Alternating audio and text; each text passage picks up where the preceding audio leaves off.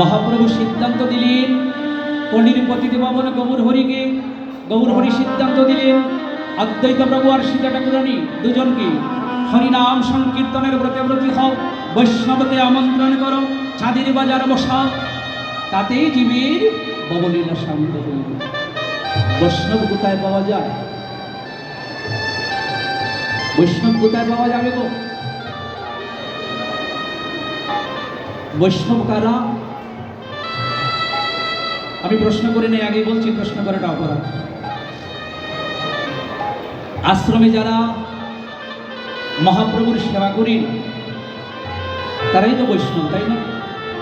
কি বলেন? আশ্রমে যারা মহাপ্রভুর সেবা করি তাদেরকে কি বলা হয়?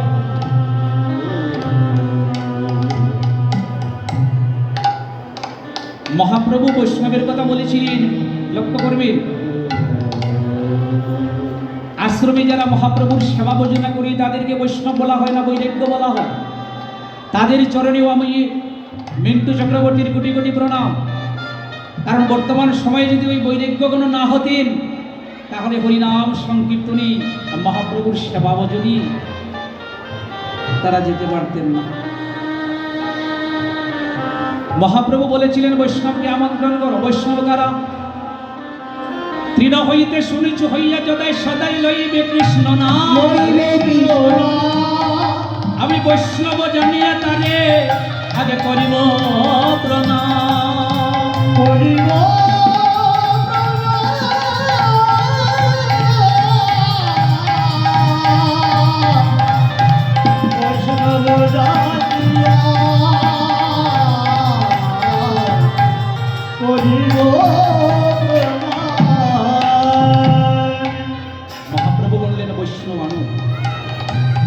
বৈষ্ণব মরিলে বৈষ্ণবের দাহ করা হয়, শ্রাদ্ধ হয়, তিলতর্পণ হয়, 29টি ক্রিয়া হয়।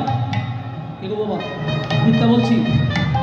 কিন্তু কোনো বৈরাগ্য মরিলে কখনো দাহও হয় না, আবার শ্রাদ্ধও হয় না, 29টি ক্রিয়াও হয় না। তো বৈরাগ্য মরিলে কেন দাহ হয় না সেটা বলছি। যারা ব্যাগ নিয়ে আশ্রিত হয় তারা ব্যাগ নেওয়ার পূর্বে আগে নিজ হস্তে তার নিজের শ্রাদ্ধটা করে আসে। রাধে কত ত্যাগ তারা স্বীকার করেছে।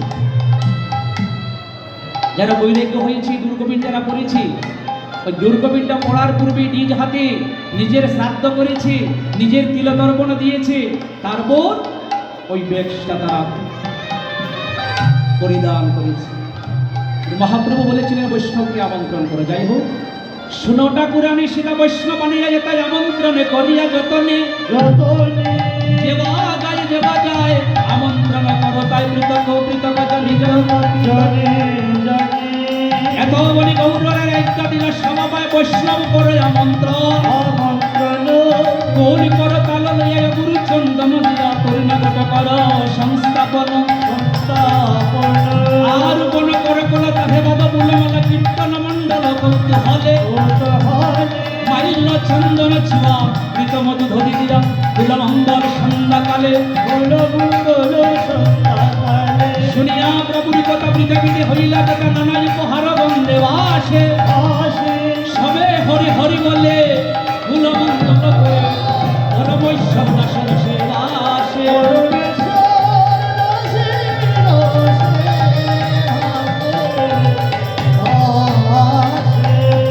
নানা দ্রব্য আয়োজন করি করে নিমন্ত্রণ কৃপা করি করো আগমন তোমরা বৈষ্ণব গণ করে নিবেদন একবার দৃষ্টি করি করো সমাপন করি এত নিমন্ত্রণ নয় মহন্তগণ কীর্তনের করে দিবাস অনেক ভাগ্যের বলে আসিয়া বৈষ্ণব মিলে কালে হইবে কীর্তন অবিলাস।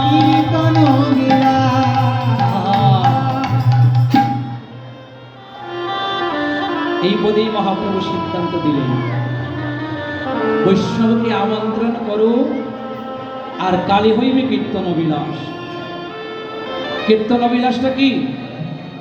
এই যে ভক্তগণ আজ যেভাবে এসেছেন কালও আবার আসবেন, বসে নয়ন জলি ভক্তবাসী গৌরহরির চরণী নয়নের জল দিয়ে অঞ্জলি দিবে। এটাই ভক্তের মনের অভিলাষ। একটা বৎসর পূর্ণ লগ্নে আমাদের মৌলভীবাজার জেলার সৈয়ারপুর লোকনাথ বাবার মন্দিরে আবার চাঁদের বাজার বসেছে, সাধুগুরু গোস্বামীর হাট বাজার বসবে। আমি পাপিষ্ঠগণ চলে যাব, আমার দুটি নয়নের জল দিয়ে ভক্ত এবং বৈষ্ণবীর চরণ ধুলি আমি ধৌত করিব।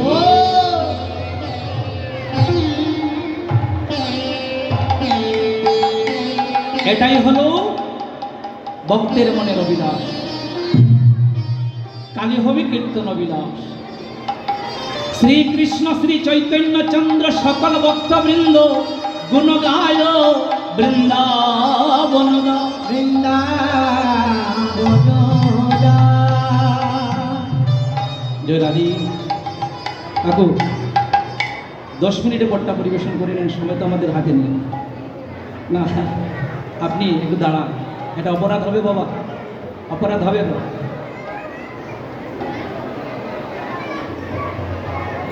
আমাদের বৃহত্তর শ্রীহট্ট বিভাগের প্রাচীন কীর্তনী ওনাকে চরণে আমি আগে প্রণাম করেছিলাম। আপনার বদল হতে যদি ভক্তগণ একটি কথা না শুনে এটা অপরাধ হবে বাবা। রাম রম্বায়ার উপর পূর্ণগত সংস্থাপন আমার পল্লব সারি সারি হারি দ্বিজ বেদ ধ্বনি করে আর নারীগণে জয় করে আর সবে বলে হরি হরি।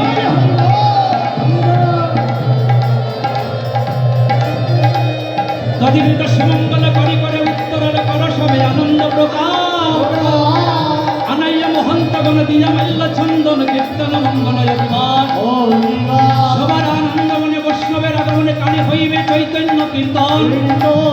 শ্রীকৃষ্ণ শ্রী চৈতন্য চন্দ্র সকল ভক্তবৃন্দ গুণ গায় দাস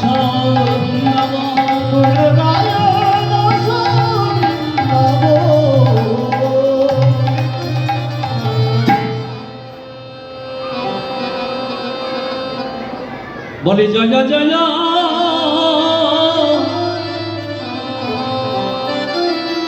আগনব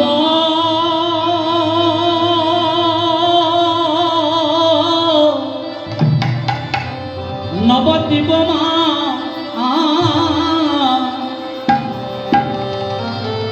জয় জয় নব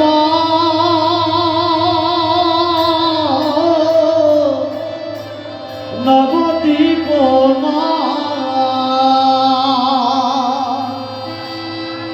আমরি মরি জয় জয় নব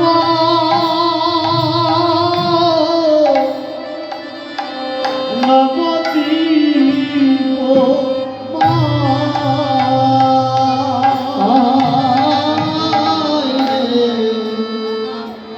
হরে জয় জয় নব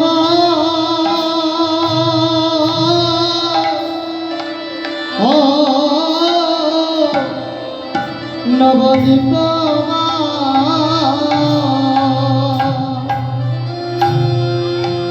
যেমন নবীন মেঘে আজ সাজ করেছে, যেমন নবীন মেঘে আজ সাজ করেছে, যেন নবীন মেঘে আজ সাজ করেছে। কৃষ্ণ প্রেম বর্ষ আজ হবে বলে,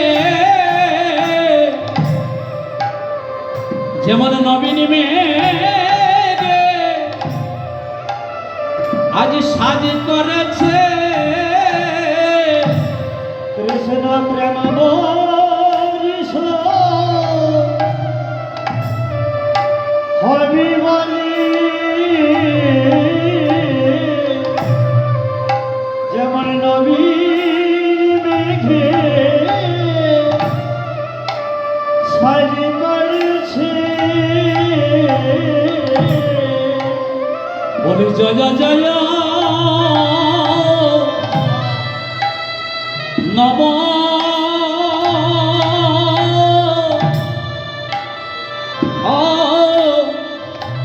নবদ্বীপমান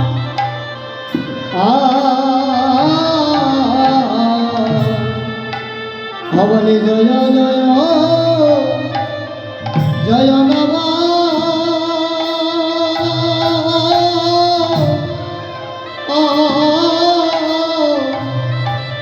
নবদ্বীপ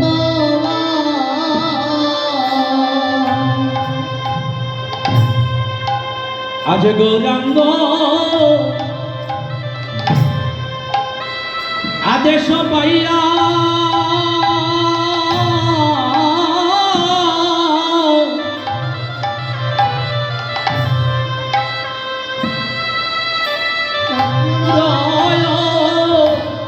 অদৈত জয়া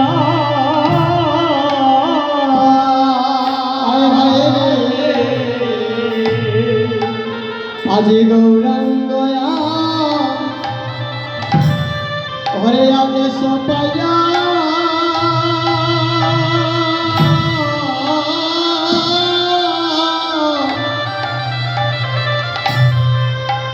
আমার ঠাকুর অদৈত জয়া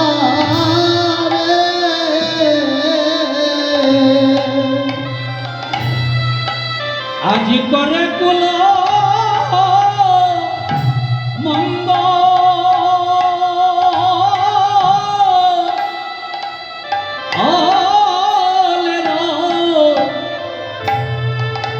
যেমন সাজগ দেখো আজি করে কুল মঙ্গ মঙ্গলের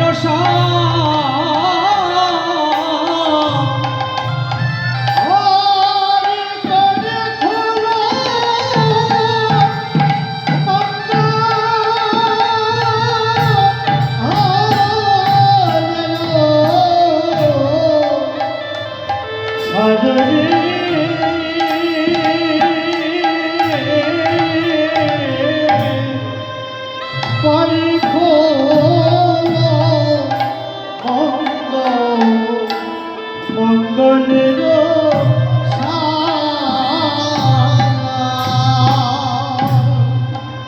আজ আসিয়া বৈষ্ণব সবে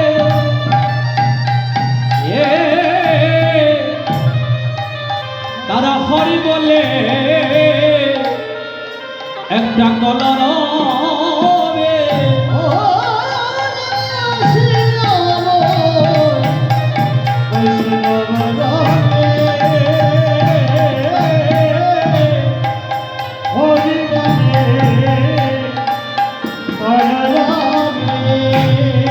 আজ কীর্তনে করে অদিবা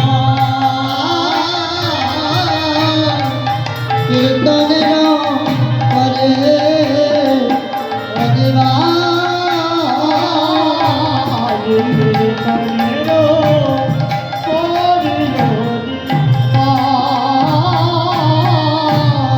অগয় বলি আমার নিতাই দম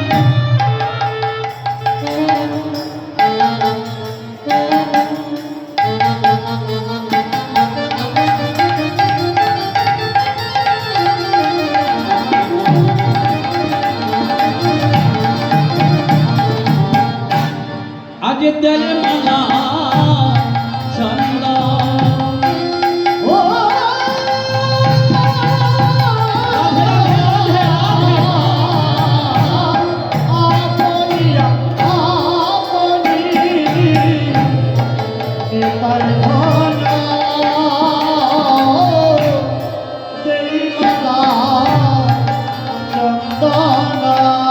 আজ পরে প্রিয় বৈষ্ণব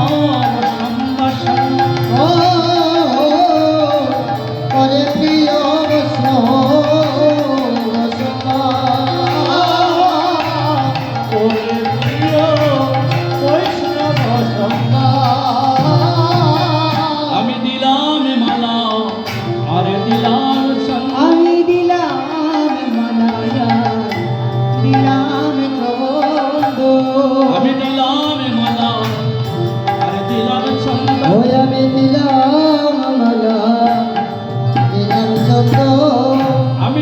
যদি বাসে আজ করিলাম মরণ, আমি দিলাম মালা আর দিলাম ছন্দ। শুভ যদি বাসে করিলাম বরণ, আমি দিলাম মালায়া দিলাম ছন্দ।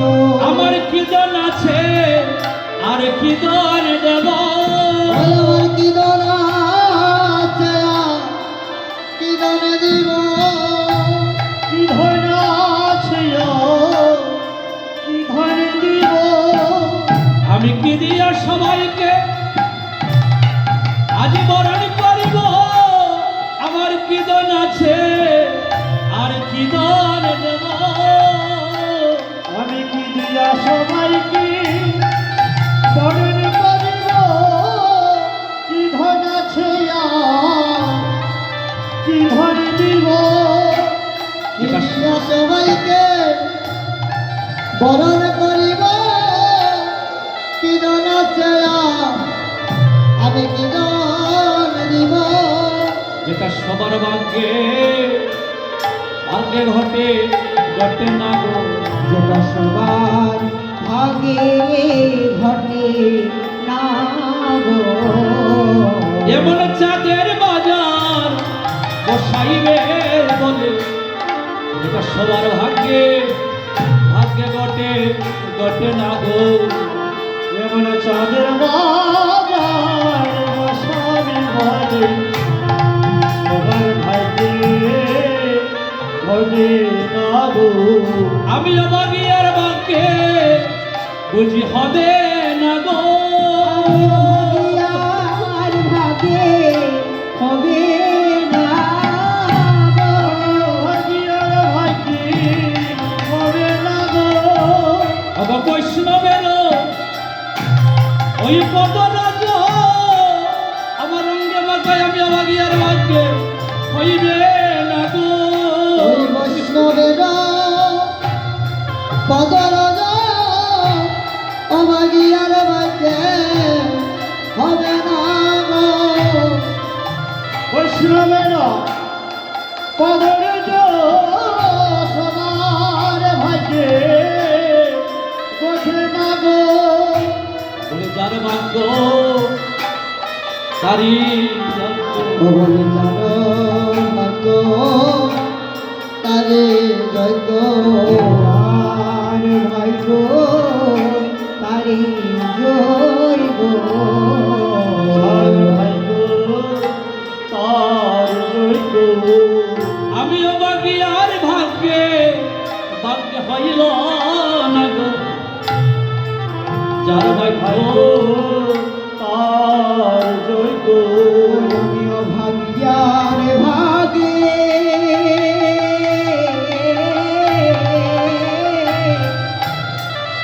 আমিও ভাগ্যার ভাগে হইল না গো। ওরে যার ভাই গো তার জৈব।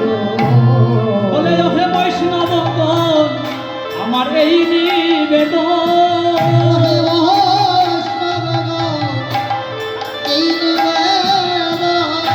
ওহে বৈষ্ণব গো আমার এই নিবেদন। ওহে বৈষ্ণব গো আমার এই নিবেদন। সবাই আমার হইয়া যজ্ঞ অব করিয়া পুরো, ওহে বৈষ্ণবগণ আমার এই নিবেদন। সবাই আমার হইয়া যজ্ঞ করিও পুরো, ওহে বৈষ্ণব গো আমার এই নিবেদন। আমি ভিক্ষা করে যজ্ঞ যজ্ঞ আরম্ভিলা, ভিক্ষা করে যজ্ঞ আরম্ভিলা। ভিক্ষা করে যজ্ঞ আরম্ভিলা। ভক্তের ধারে ধারে কত ভিক্ষা করে, আমি এমন যজ্ঞ যজ্ঞ আরম্ভিলা। ভক্তের দ্বারে দ্বারে ভিক্ষা করে আমি এমন যজ্ঞ আরো বেলা ভক্তির দ্বারে দ্বারে আমি ভিক্ষা করে আমি এমন যোগ্য আরো বিলা যেটা সবার ভাগ্যে হয় না গো ওরে তো সবার ভাগ্যে হয় না গো সবার ভাগ্যে হয় না গো ওগো যেমন চাঁদের বাজার বাজার বসাবে বলে এটা সবার ভাগ্যে ভাগ্যে হয় না গো ওই এমন চাঁদের রাজা বসাবে বলে সবার ভাগ্যে হয় না গো। আমি বহু জনমের বড় বড় জপরাধে এ জন্মে বড় অপরাধে বহু জনমে অপরাধী বহু জনমে আমি অপরাধী ওগো এমন দিন আর আমার ভাগ্যে ভাগ্যে হইবে না গো। আমি বহু জনমে অপরাধী ওরে এমন দিন আমার হইবে না রে। আমি বহু জনমে ওরে অপরাধী বলে হে বৈষ্ণবগণ আমার এই নিবেদন হে বৈষ্ণব গো আমার নিবেদন সবে আমার হইয়া যজ্ঞ অব করিয়া পূরণ অহে বৈষ্ণবগণ আমার এই নিবেদন তোমরা আমার হইয়া যজ্ঞ হরে করিয়া পুরো ওহে বৈষ্ণব গো এই নিবেদন আমার হইয়া যজ্ঞ করিয়া পুরো ওহে বৈষ্ণব গো আমার এই নিবেদন জয় রাধে জয় নিতাই জয় গৌরী জয় রাধে শিব অমৃত দাম শুনে সাহায্য এমন পরিণাম সংকীর্তনের প্রতি ভক্তগণ সবাই হতে পারে না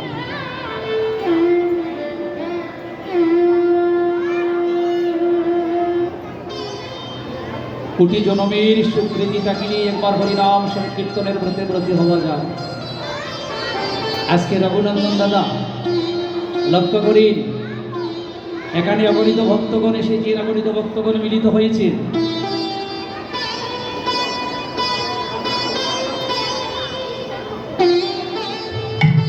এমন মহান দায়িত্বটা যার উপরই অর্পণ করা হয়েছে আহা এটা সাধারণ কথা নয় গো মহাপ্রভুর কৃপা করুণা বর্ষিত হয়েছে বলে এই হরিনাম সংকীর্তনে উনি আবার সেই মহান দায়িত্বটা পেয়েছে দাদা আপনি একটিবার আমি যেভাবে বসেছি আমার দিকে লক্ষ্য করে এইভাবে একটিবার বসে আমি যেভাবে বসেছি মাইক্রোফোনটা একবার হাতে নিন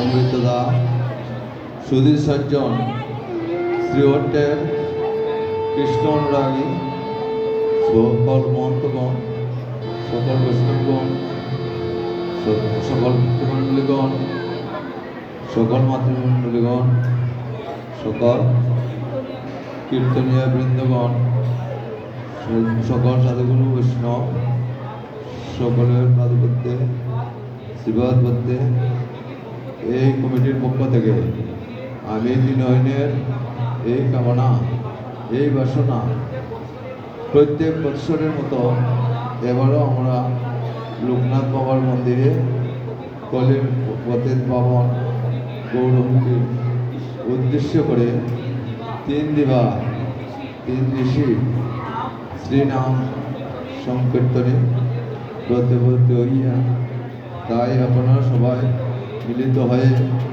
আপনাদের পদরজতে রজ দিয়ে আমার কীর্তনখানাকে সুন্দর এবং সার্থকভাবে গড়ে তুলিবেন। এটাই কমিটির পক্ষ থেকে আমি দিনহীনের এই কামনা, এই বাসনা। জয় রাধে।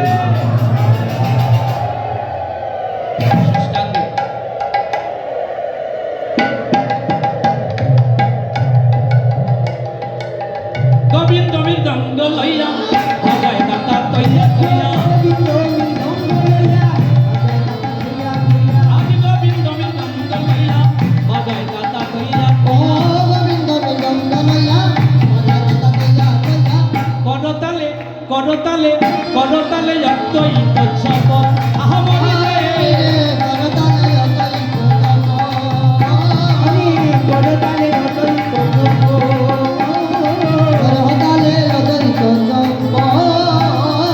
আমার শ্রীবাসে করে যান হরিদাসে ধরে তোর নাচে গৌরে কীর্তন মন্দ নাচে গৌরে কীর্তন মন্দ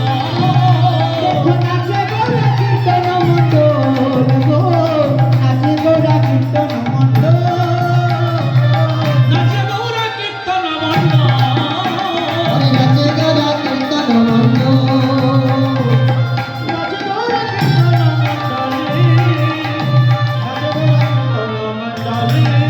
আমার গৌর নাচে নিকাই নাচে গৌর নাচে নিকাই নাচে ওই শুভয় অধিবাস মানে গৌর নাচে নিকাই নাচে আজ শুভয় অধিবাস মানে গৌর নাচে নিকাই নাচে গোবিন্দ মৃদঙ্গ লইয়া বাজায় দাতা তৈয়া তৈয়া গোবিন্দ মৃদঙ্গ লইয়া বাজায় দাতা তৈয়া তৈয়া করতালে রক্তই উৎসব আহমরি রে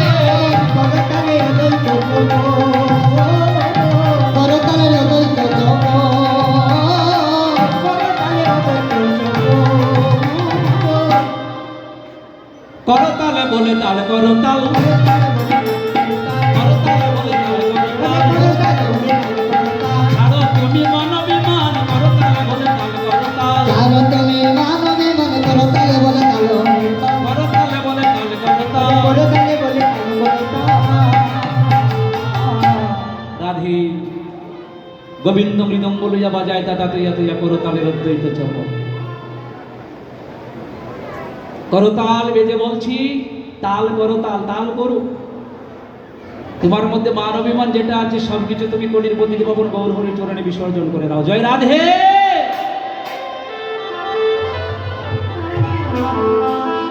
মহাপ্রভু আজ্ঞা করিলেন গোবিন্দ দাস কুলটা হাতে নিয়ে বল দিচ্ছে, ওটার বাম পাশে আজ বেজে বলছে বাজে কুল বাজে কুল বাজে কুল বাজে কুল বাজে কুল বাজে কুল বাজে কুল। বাম পাশেটা বেজে বারবার বলছে বাজে কুল। বাজে শব্দের অর্থ ভালো নয়, তাই না? কি গো মা? বাজে শব্দের অর্থটা কি? ভালো নয়।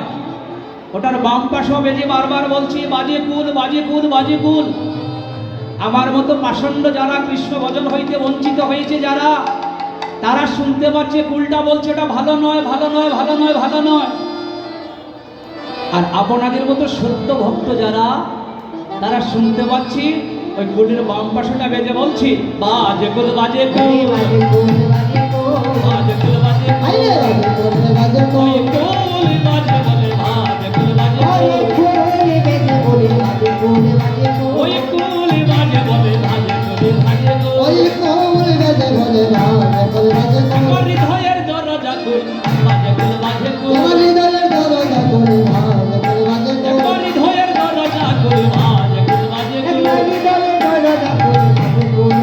এখন হৃদয়ের দরজা কুল বাজে কুল বাজে কুল। বাবা কৃষ্ণ ভক্ত যারা, তারা শুনতে পাচ্ছে বাম পাশে বেজে বলছে হৃদয়ের দরজাটা খুলে দাও। আর বজনবিহীন যারা, এই লক্ষ্য করি যে লোকনাথ বাবার মন্দিরের বাইরে দেখেন কেসি গেট লাগানো আছে, আছে না? দেখা যাচ্ছে ওটা কি দিয়ে নির্মাণ করা? বাংলাদেশের সবচাইতে দামি যে রড যেটা যার নাম হলো বিএসআরএম। এই রোড দিয়ে ওটা নির্মাণ করা, বিএসআরএম রোড দিয়ে গেটটা নির্মাণ করা।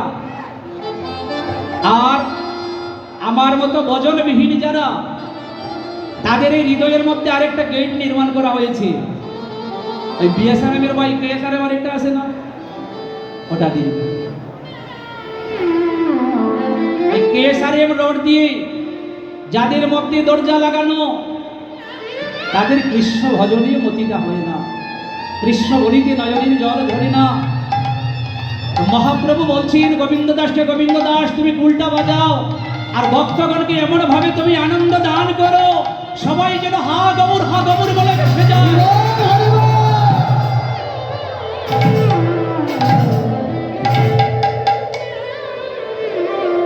বাম পাশে বেজে বলছে মাঝে কোন, এবার ডান পাশেটা বেজে বলছে তারে না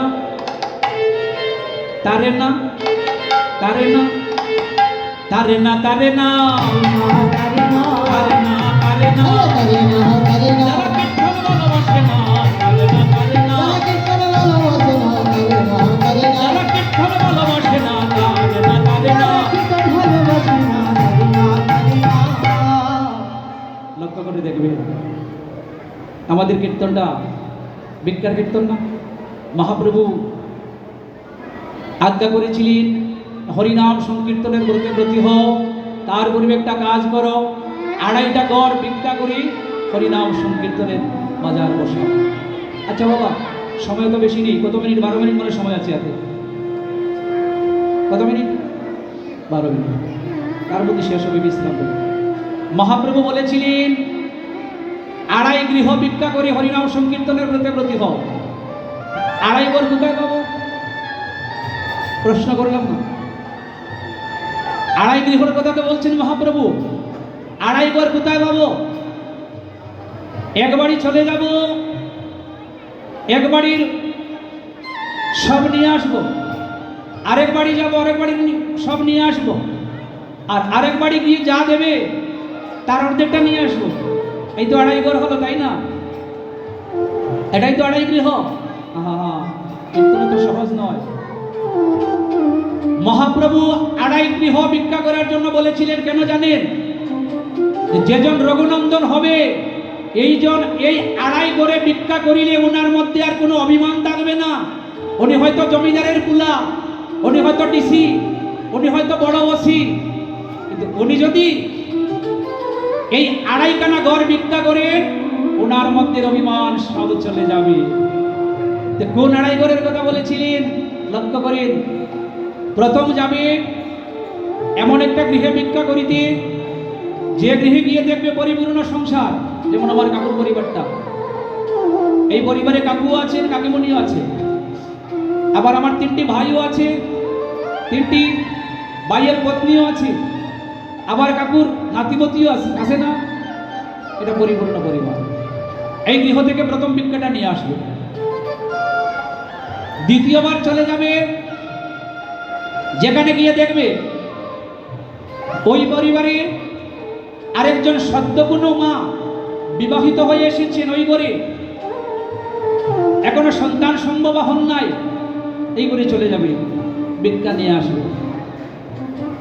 আর তৃতীয়বার বলিলেন চলে যাবে এমন একটা গৃহে, যে গৃহে গিয়ে দেখতে পাবে একজন মা বিবাহ বন্ধনে আবদ্ধ হয়েছিলেন, পতিকে নিয়ে সংসার করেছেন, আবার কিছুদিন পর সেই পতি তাকে রেখে চিরজনমের মতো চলে গিয়েছেন। ওই মার একমাত্র জগৎপতি বিহনে আর কোনো অবলম্বন নেই।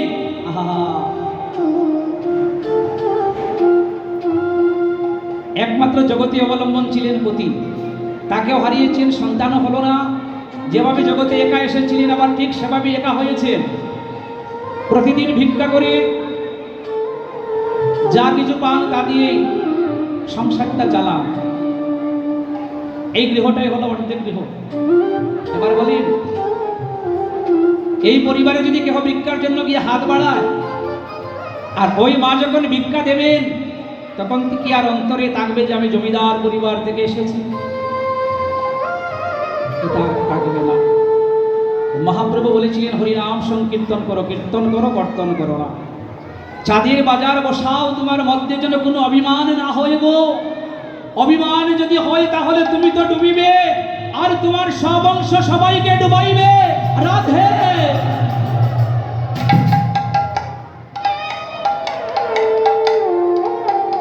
একটা কীর্তন করিয়ে 3টা কুলির 21টা সিঁড়ির স্বর্গে গমন হয়ে যায় যদি যজ্ঞ সঠিক হয়, ভজনে যদি একনিষ্ঠমতি হয়। আর আরেক হরিনাম সংকীর্তন করি 3টা কুলির 21টা সিঁড়ির নরকে গমন হয়ে যায়। যে কথা কলি মহারাজ বলেছিলেন কলির পতিদেব পাবন গৌর হরিকে, আমি দেখব তুমি চাঁদের বাজার বসিয়ে কিভাবে সবাইকে উদ্ধার করো। যেখানে হরিনাম হবে আমি সেখানেই যাব, আর সেখানে হইতে পাবি আমি সবাইকে নরকের সেই 84 কুণ্ডে নিয়ে হরি যাব। বল হরি।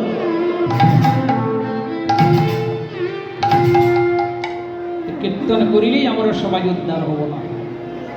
এই চাঁদের বাজার বসিয়ে যদি আমার মধ্যে অভিমান হয়ে যায়, আমি লক্ষ লক্ষ টাকা ব্যয় করি চাঁদের বাজার বসিয়েছি, আমি যেভাবে কীর্তনে এখনকে আমন্ত্রণ করেছি এইভাবে আর কেহ আমন্ত্রণ করতে পারে নাই, আমি যেভাবে প্রসাদের ব্যবস্থা করেছি এটা আর কেহ করে না। এটা যদি আপনার মধ্যে আসে তাহলে জানবেন আপনি তো ডুবছেন, আর যারা আপনার বাড়িতে এসেছিলেন তারাও সবাই ডুবছে। রাধে। মহাপ্রভুর শ্রীমুখের কথা, চৌদিকে বৈষ্ণবগণ হরি বলে গণে গণ কালী হইবে চৈতন্য কীর্তন। আদি কুল মঙ্গলীরা কহে আনন্দে তুলে, একবার বংশী বলে দেও জয়। বংশী বলি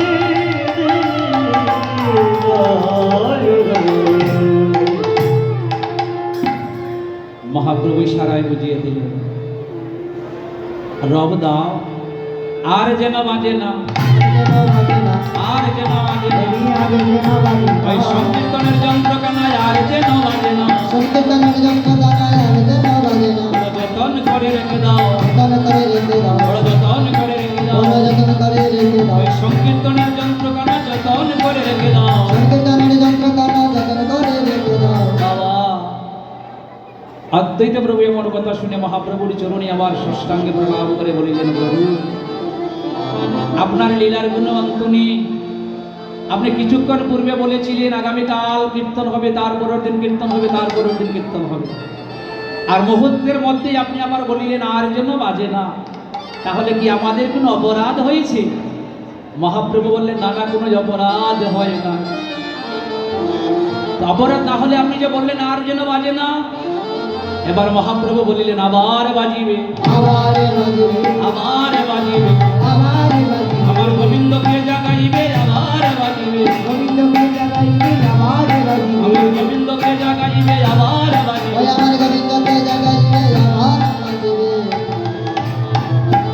কখন বাজবে?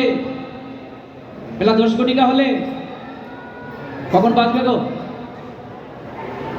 হ্যাঁ, প্রাত মুহূর্তে, ব্রহ্ম মুহূর্তে। ব্রহ্ম মুহূর্তটা কখন হয়? সূর্য উদয় হওয়ার পরেই তো। হ্যাঁ, 4টা বাজলেই হবে। বাবা রাধে। ব্রহ্ম মুহূর্তটা হয় সূর্য উদিত হওয়ার 1 ঘন্টা 37 মিনিট আগ মুহূর্তটা। এই সময়ে যদি কোনো ভক্ত জেগে ভগবান মন্দিরে যদি আশ্রয় নিতে পারে গো, একদিন না একদিন মহাপ্রভুর কৃপা তার প্রতি বর্ষিত হবে। আমাদের কীর্তনটা আগামীকাল ঠিক এভাবেই সূচনা হবে। আমাদের কীর্তনটাও ঠিক এভাবেই কালকে সূচনা হবে। আমরা আজকে দেখে নিব আগামীকাল সূর্য কখন উদয় হচ্ছে। পঞ্জিকা দেখবো, যদি সূর্য উদয় হয় সকাল 6 ঘটিকা, এই 6 ঘটিকা হতে 1 ঘন্টা 37 মিনিট বাদ দিয়ে যে সময়টা হবে, এই সময় আমরা গৌর হরিকে জাগাবো। যেমন আমাদের এখানে হয় না, কিন্তু নবদ্বীপে কীর্তনে অধিবাস কীর্তন করি, পদ পরিবেশন করা হয়ে যায়। সুতিয়াছের গৌরাচার সায়ন বিচিত্র পালঙ্ক সজ্জা তাহার করে। এই যে মহাপ্রভুকে বিশ্রাম দেওয়া হচ্ছে, এটা আমাদের বাংলায় হয় না। আমি শুনলাম না কখনো কোনো কীর্তনিয়া পরিবেশন করেছে, কিন্তু নবদ্বীপ ধামে গেলে দেখতে পাবেন অধিবাস কীর্তন করে, অধিবাস কীর্তনে এই পটটাই ধরেছেন, শুই আছি গৌরাচার সায়ন। এই যে মহাপ্রভুকে বিশ্রাম দেওয়া হয়েছে। তো মহাপ্রভু বলিলেন আবার বাজিবে, আবার বাজিবে, আমার গোবিন্দকে জাগাইবে, আবার বাজিবে। যতন করে রেখে দাও, যতন করে রেখে দাও, ওই সংকীর্তনের যন্ত্রগানা যতন করে রেখে দাও, যতন করে রেখে দাও।